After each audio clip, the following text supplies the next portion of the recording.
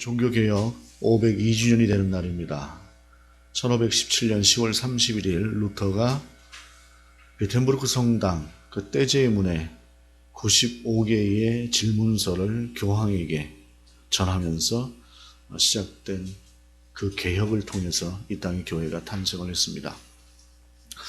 특별히 502주년을 맞이하면서 오늘 저는 지난주에도 미리 말씀을 드린 것처럼 공동설교문으로 여러분에게 말씀을 전하고자 합니다. 이 공동설교문은 아드폰테스라고 하는 근원으로 돌아가자는 말입니다. 아드폰테스라고 하는 목회자 모임에서 함께 만든, 그리고 이 기도문, 이 본문으로 설교를 하고 이 말씀을 설교를 하고, 그리고 조금 전에 나눠드린 공동기도문으로 함께 기도하자라고 하는 의미로 만들어낸 설교문입니다. 특별히 이 설교문은 종교개혁 502주년을 맞이하면서 이 땅의 교회가, 특별히 우리 교단의 명성교회가 세상에 지탄을 받고 있는 그런 상황 속에서 우리가 이 문제에 대해서 침묵하고 넘어갈 수 없다라고 하는 그런 절박함을 담고 여러분과 함께 오늘의 말씀을 통해서 함께 은혜를 나누는 그런 시간, 돌아보는 시간을 갖기를 원하는 말씀입니다. 개혁은 혁명보다 어렵다라고 하는 말이 있습니다. 혁명이라고 하는 것은 힘으로 제압을 하고 힘으로 모든 것들을 넘겨버리면 되지만, 개혁이라고 하는 것은 그렇게 만만하지가 않습니다. 개혁에 필요한 것으로 여러 가지를 들 수 있는데, 그 중에 첫 번째는 정직한 지도자입니다. 만약에 502년 전에 루터가 정직한 지도자가 아니었다고 한다면 이 땅의 종교개혁은 이루지 못했을 것입니다. 그 다음에 종교개혁은 모두가 함께 할 수 있는 그러한 개혁만이, 그럴 때만이 개혁을 이룰 수가 있습니다. 502년 전 루터도 그와 함께 했던, 물론 여러 가지의 복잡한 이유들이 있으나 그의 정직함을 믿고 그의 진실함을 믿었던 여러 사람들이 함께 힘을 합칠 수가 있어서 개혁을 이룰 수가 있었습니다. 또한 개혁은 한 번에 끝나는 것이 아니라 점진적이고 지속적이 되어야 합니다. 루터도 그랬습니다. 두려움에 떨었고 그냥 바지에 오줌을 지릴 것 같은 그런 두려움 속에 있었으나, 그러나 그가 끝까지 포기하지 않고 그 개혁을 이뤄냈을 때 이 땅의 교회가 탄생할 수 있었다라고 하는 것을 우리는 역사를 통해서 배울 수가 있습니다. 그렇게 해서 생겨난 교회의 이름을 우리는 개혁교회, 개신교회다라고 하는 이야기를 합니다. 그래서 개신교라고 하는 의미 속에는 교회는 날마다 개혁되어야 된다라고 하는 의미가 포함되어져 있습니다. 그리고 그 개혁교회를 또한 한편에서 부르는 것은 프로테스탄트라고 하는 이름으로 부릅니다. 그것은 저항하는 자들이다라고 하는 의미를 갖습니다. 그러기에 우리는 정당한 것들에 대해서 우리가 정말로 정당하게 하나님 앞에 서 있는가를 날마다 돌아보아야 하고, 그리고 그 정당하지 못한 것들에 대해서는 침묵하는 것이 아니라 저항할 때, 항의할 때 비로소 교회는 교회되게 세워질 수 있다라고 하는 사실입니다. 우리는 장로교회입니다. 장로교회는 바로 그 개혁교회 안에 포함되어 있습니다. 그래서 우리는 날마다 개혁되어져야 되고, 그래서 우리는 부당한 것들에 침묵할 수 없는 그러한 교회인 것입니다. 우리 수유교회가 속해 있는 교단의 정식 명칭은 대한예수교 장로의 통합측이다라고 하는 명칭입니다. 그 통합측은 몇 년 전에 이런 결정을 내렸습니다. 이 땅에 있는 여러 교회들이 소위 그 부자 세습이라고 하는 것으로 말미암아 세상 가운데 지탄을 받는 그러한 상황 속에서 우리 교단은 그러지 말자라고 하는 합의를 끌어내었고, 그 뒤로 우리는 이렇게 이야기를 했습니다. 법을 제정했습니다. 해당 교회에서 사임, 사직 또는 은퇴하는 위임 목사의, 담임 목사의 배우자 및 직계 비속, 아들, 딸, 손자, 증손자 등과 그 직계 비속의 배우자는 위임 목사 또는 담임 목사로 청빙할 수 없다라고 교단 헌법으로 정해놓았습니다. 세습을 분명하게 방지하자라고 하는 것을 이때 만들어 놓은 것이죠. 그런데 명성교회는 이 작구 속에서 교묘한 방법으로 그것을 피해갔습니다. 그것은 뭐냐면 은퇴하는 목사지 은퇴한 목사는 아니지 않느냐라고 하는, 참으로 손바닥으로 하늘을 가릴 만한 그러한 논리로 자기들은 은퇴하는 목사가 아니라 이미 은퇴한 목사이기 때문에 그럴 수 있다라고 하는 논리로 그 아들을 세습을 시켰습니다. 그러고 나서 그 다음 해 작년에 103회기 우리 총회에서는 여러 가지 갑론을박이 있었으나 그때 우리가 결정한 것은 그 세습이 위법한 것이다 라고 하는 것으로 작년에 우리가 결론을 내렸습니다. 그런데 올 회기가 되면서 다시 거기에 대한 논의가 있고 또 거기에 대해서 재심을 청구하는 등 여러 가지 복잡한 사정이 있었던 가운데에 총회는 참으로 부당하게 다른 방법으로 법이 아닌 결의라고 하는 방법으로 그 교단, 그 교회의 세습을 허용하고 말았습니다. 어찌 보면 좋은 것이 좋다라고 하는 개념이고 특별히 우리 교단 가운데서 가장 크고 가장 영향력 있고 가장 돈이 많은 그 교회를 우리가 잃었을 때 우리 교단이 갖는 손실이 어떤 것인가 라고 하는 것에 많은 사람들이 공감을 했습니다. 결국 돈이 공교회를 이긴 것입니다. 우리가 분명하게 알아야 되는 것은 우리가 사도신경에서 고백하는 거룩한 공교회라고 하는 것의 그 교회는 개별적인 교회를 이야기하는 것이 아닙니다. 그것은 보편적 교회를 이야기합니다. 이 땅에 존재하는 모든 교회, 예수 그리스도의 몸된 그 모든 교회를 다 가리켜서 공교회라고 하는 것이지 한 교회를 가리켜서 교회라고 하지 않습니다. 한 교회는 지교회입니다. 우리도 지교회고 명성교회도 지교회일 뿐입니다. 거룩한 공교회란 예수 그리스도의 몸된 모든 교회를 다 가리키는 것인데 크고 힘있고 돈 많은 한 교회를 살리자고 주님의 몸된 거룩한 그 공교회를 힘들게 하고 위험에 빠뜨리는 그러한 결과를 만들어버리고 만 것입니다. 이러한 종교개혁에 대해서 이러한 모습에 대해서 우리는 본문 속에서 우리는 정말로 어떻게 살아야 되고 어떻게 세워져야 되는 것인가 라고 하는 것들을 확인해 볼 수 있기를 바랍니다. 먼저 오늘 본문을 보게 되면 요시야는 8살에 왕이 되었습니다. 그리고 26살이 되었을 때에 성전을 수리하게 됩니다.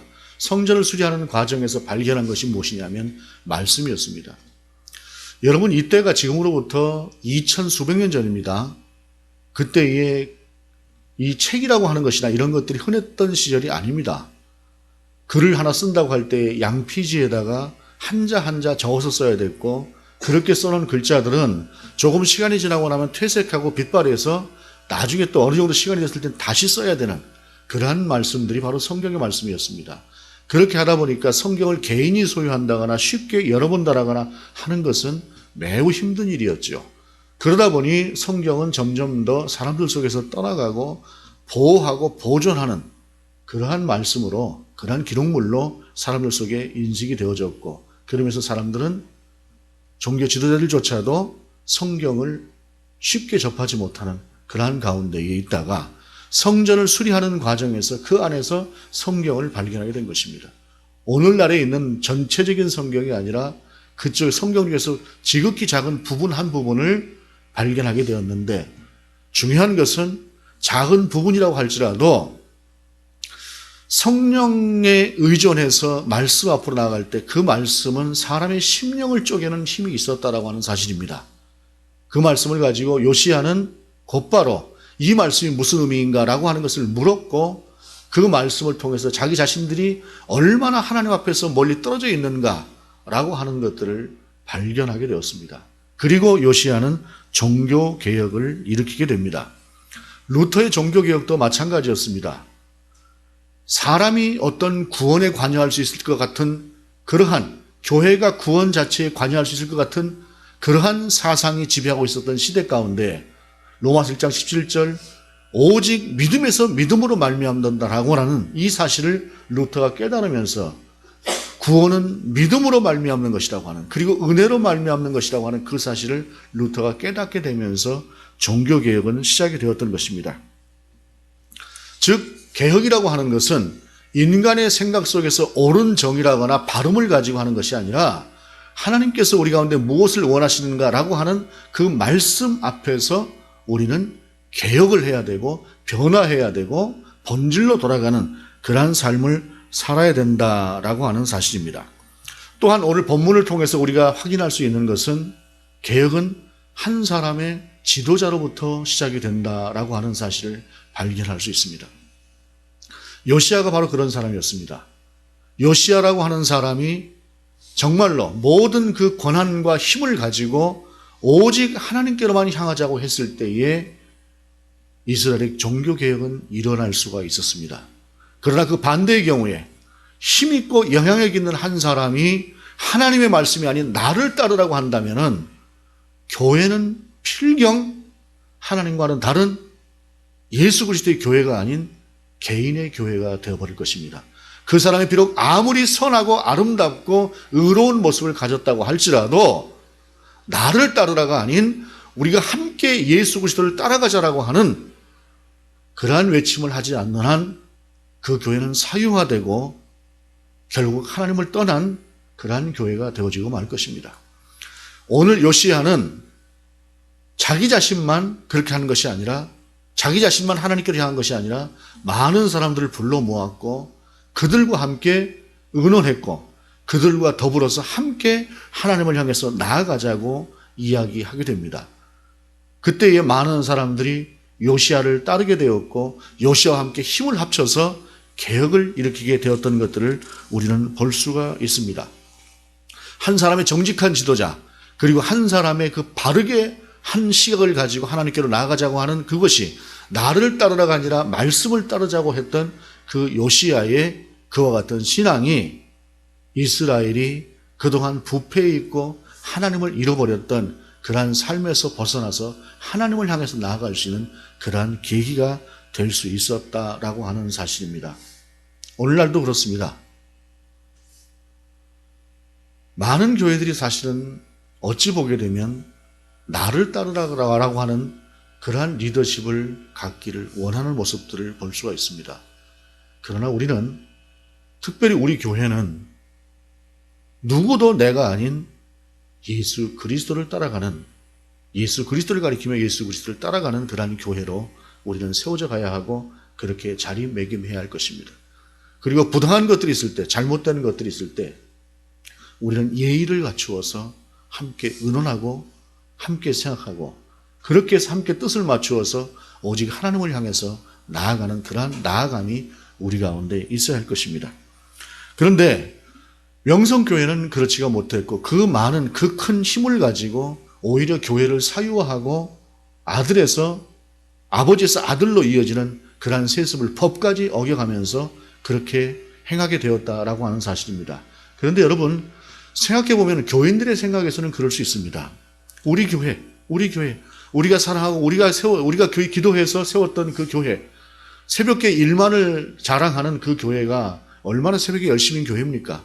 그렇게 해서 우리가 이만큼 세웠는데 이 교회에 괜히 우리의 생각과 우리의 철학이 우리의 세계관, 우리의 신앙관이 아닌 다른 목회자가 온다고 한다면 분란이 일어나고 교회가 힘들어질 수 있다라고 하는 생각을 갖는 것은 교인들의 입장에서는 충분히 그럴 수가 있습니다. 그러나 목회 지도자는 한 교회가 아니라 공교회라고 하는 거룩한 주님의 몸된 교회라고 하는 교회를 먼저 생각을 해야 합니다. 교회는 거룩할 뿐만이 아니라 교회는 보편적 교회이기 때문에 또한 그렇습니다. 보편적 교회라고 하는 것은 아까도 말씀드린 것처럼 하나의 교회만이 아닌 전체의 교회가 다 예수 그리스도의 교회라는 말이고 그 교회는 세상을 향해서 열려 있어야 된다고 하는 의미도 그 안에 포함이 되어져 있습니다. 그렇다고 한다면 생각해 보십시다.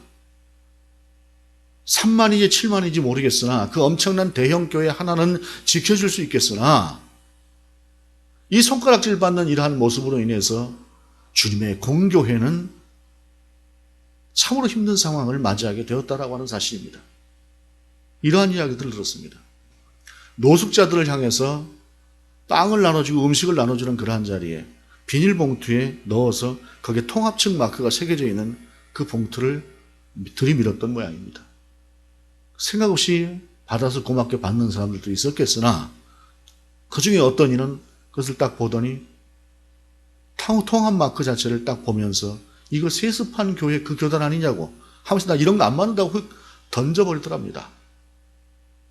이와 같이 세상에서는 이 모습을 보고 교회를 조롱하고 주님의 몸된 교회를 조롱하는 그러한 상황 가운데 놓여져 있었다라고 하는 사실입니다. 그러면 어떻게 지난 총회 때 이러한 일들이 있을 수가 있었겠는가라고 하는 것은 한 사람의 영향력으로 말미암은 것이었습니다. 그 명성교회 원로 목사인 김사원 목사님, 제가 몇 년 전까지만 해도 참으로 존경하던 분이었습니다. 이 땅 교회 가운데 이만한 분이 있다라고 하는 것이 참 우리의 자랑이다라고 생각되었을 만큼 저도 그분을 참 존경했던 분이었습니다. 그러한 분이 강단 가운데 딱 나서서 이야기를 했습니다. 어떤 교단은 없는 법도 만들어서 교회를 살리는데 우리가 그동안 피투성이가 되도록 얻어맞고 했는데 이제는 그만 좀 놓아주시고 우리를 좀 세워주십시오 라고 이야기를 했습니다. 그분을 아시는 분들은 아시겠지만 그분이 말하는 것이나 이런 투들이 참 부드럽고 온화하고 상대를 무력화시키는 그러한 힘이 있습니다. 총대들이 그 소리를 듣고 하나님이 아닌 사람을 보았던 것이죠. 그로 말미암아 결국에는 70%가 넘는 총대들이 거기에 합의를 하고 말았던 것입니다. 여러분, 때로는 우리는 옳고 그름을 선택할 때에 참으로 야박하고 인정머리 없고 독한 사람 소리를 들을 만한 그러한 상황 가운데 놓여질 수도 있습니다. 저도 그렇고 많은 사람들이 노회 내에서도 이 문제를 가지고 이야기할 때에 저처럼 여기에 반대하는 목회자들을 독선적이고 지나치게 자기 의를 과시하려고 하는 사람들이다라고 하는 그러한 시각으로 보는 경향들도 없지 않습니다. 그러나 우리가 다시 봐야 할 것은 이것이 정말로 하나님 앞에서 옳은 일인가 라고 하는 것을 먼저 생각해야 하는 것입니다. 7만이 되는 그 교회를 살리자고 수백만이 넘는 그 공교회가 조롱거리가 되어지고 선교의 문이 닫혀져 버리는 세습 이후로 십수만 명이 교회를 떠났다고 합니다. 우리 그 통합교단 자체가.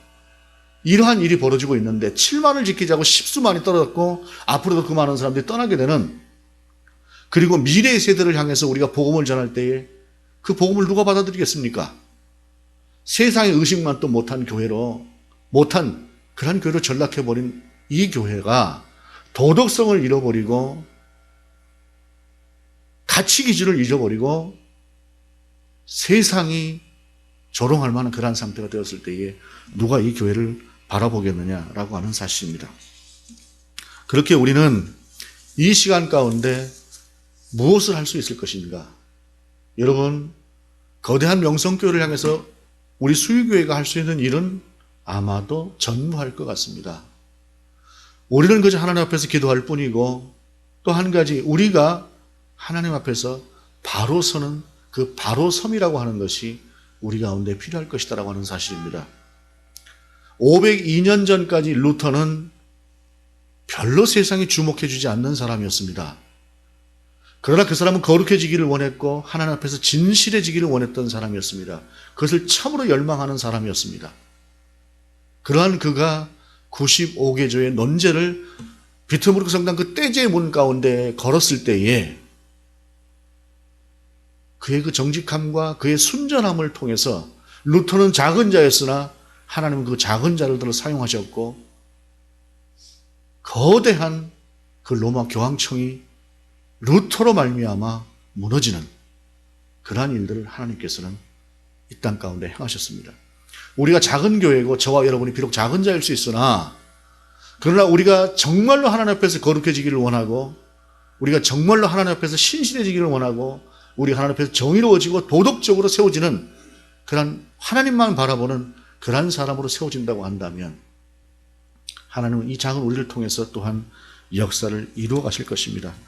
그래서 우리가 할 수 있는 일이 비록 제한적이겠으나 우리를 통해서는 만큼은 적어도 이 땅의 교회가 조롱받지 않는 그러한 모습으로, 나를 통해서 이 땅의 교회가 그래도 소망이 있다라고 하는 사실을 세상 가운데 보여줄 수 있는 그러한 모습으로 다시 한번 세워질 수 있기를 원합니다.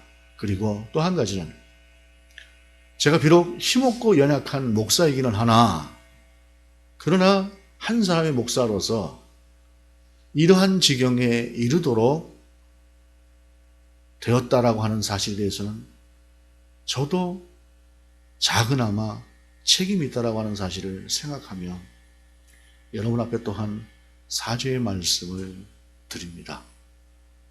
우리 모두가 다시 한번 세워줄 수 있는, 다시 한번 하나님의 말씀 앞으로 나아갈 수 있는, 그래서 주님께서 무엇을 원하시는가 라고 하는, 우리 주님께서 피 흘려 값주고 사신 이 교회가 주님의 이름이 높아지는 것이 아니라 사람의 이름이 높아지고 그 교회의 이름이 높아지는 이러한 일이 없도록 오직 주님만이 높아질 수 있는 그러한 교회를 세워줄 수 있도록 우리가 함께 생각과 마음을 모아서 기도할 수 있기를 원합니다.